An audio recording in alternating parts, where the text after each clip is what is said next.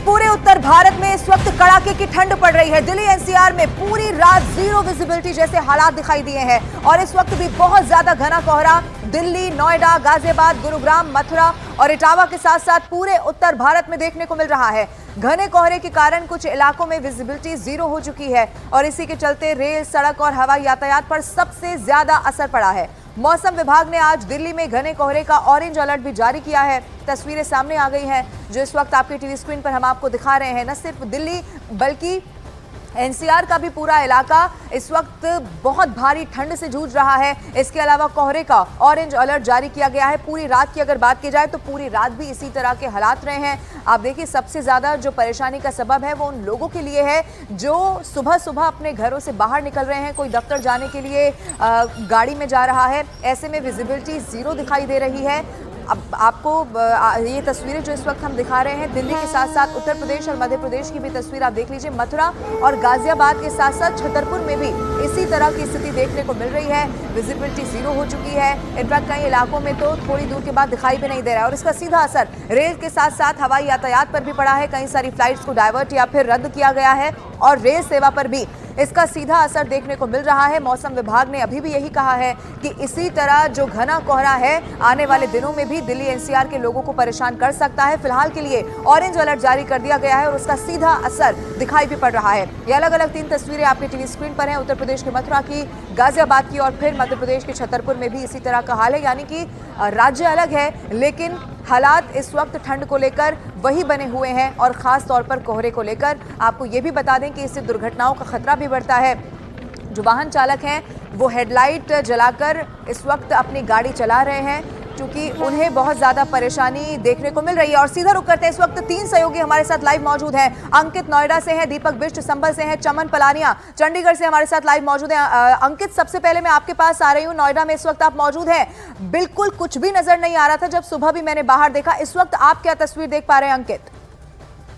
देखिए लवीना, इस वक्त मैं मौजूद हूँ नोएडा के फिल्म सिटी के पास। आप देखिए, आपको मैं पूरी तस्वीर दिखाता हूँ यहाँ पे क्या हालात हैं। यहाँ पे ऐसे हालात हो गए हैं कि आपको दूर दूर तक कुछ नहीं दिखेगा। ये देखिए, ये फिल्म सिटी के बाहर की तस्वीर है। यहाँ पे आप देखिए, ये नोएडा डीएनडी के पास से जो रास्ता गुजरता है जो 16 को जोड़ता है वो देखिए, यहाँ पे आपको कुछ नहीं दिखेगा। चारों तरफ सिर्फ कोहरा ही कोहरा आपको नजर आ रहा होगा। ये देखिए, मैं आपको दूसरी तरफ अगर तस्वीर दिखाऊं, ये देखिए, ये फिल्म सिटी की तस्वीर है।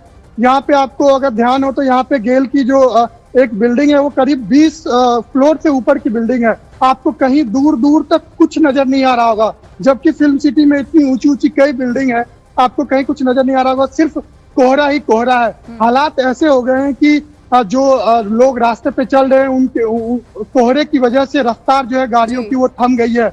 बिल्कुल अंकित, इस तस्वीर में भी कुछ नजर नहीं आ रहा। ये समझा जा सकता है कि कोहरे का जो सितम है वो किस तरह से है। संभल कर रुक करते हैं, दीपक बिष्ट इस वक्त लाइव मौजूद हैं। दीपक, आपके पीछे भी मुझे लगता है कि बहुत दूरी के बाद दिखना बंद हो जाएगा। आप भी जरा संभल की तस्वीर दिखाइए।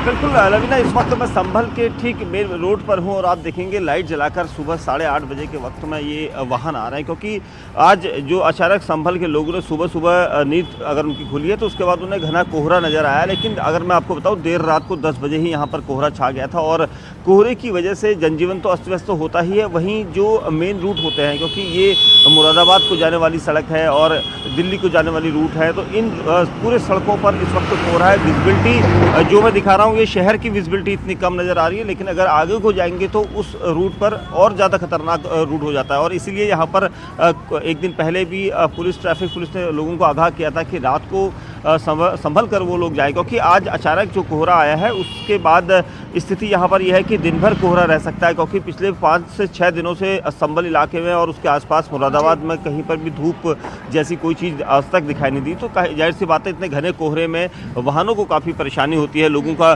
जो जीवन स्तर है क्योंकि रोजाना सुबह आने जाने वाले लोगों को परेशानी हो रही है। और तस्वीरों में ये साफ दिखाई दे रहा है कि जो मुख्य बाजार है जहाँ पर सड़क पर कोहरा कम दिखाई देता है वहाँ पर भी इतना घना कोहरा इस वक्त हम देख पा रहे हैं। और ये स्थिति अभी कितने दिन रहेगी ये कहना मुश्किल होगा क्योंकि इस वक्त अमूमन जो कोहरा है वो इसी तरह से शुरू होता है। और अब जब यहाँ पर इस तरह का कोहरा नजर आने लगा है तो इससे ये माना जा सकता है कि आने वाले कुछ दिन लोगों को इसी तरह से कोहरे का इंतजार, कोहरे के छटने का इंतजार करना होगा, क्योंकि देखिए वाहनों की स्पीड बहुत धीमी है, क्योंकि जो भी वाहन आ रहे हैं उन्हें लग रहा है कि धीमे चलने में ही भलाई है। और इस तरह से सावधानी बरतनी होगी, क्योंकि ऐसे वक्त में दीपक हमने पड़ेगा। देखा दुर्घटनाएं ज्यादा होती है। चमन पलानिया चंडीगढ़ से हमारे साथ मौजूद है। चमन, वहां पर क्या स्थिति है, क्योंकि सीधा जो असर है वहां पर फ्लाइट्स पर भी पड़ रहा है और रेल सेवा पर भी पड़ रहा है। चमन जी लवीना, देखिए चंडीगढ़ के अगर हम बात करें तो चंडीगढ़ में भी घना कोहरा जो है वो छाया हुआ है। कल रात से ही यही स्थिति बनी हुई है यहाँ पर।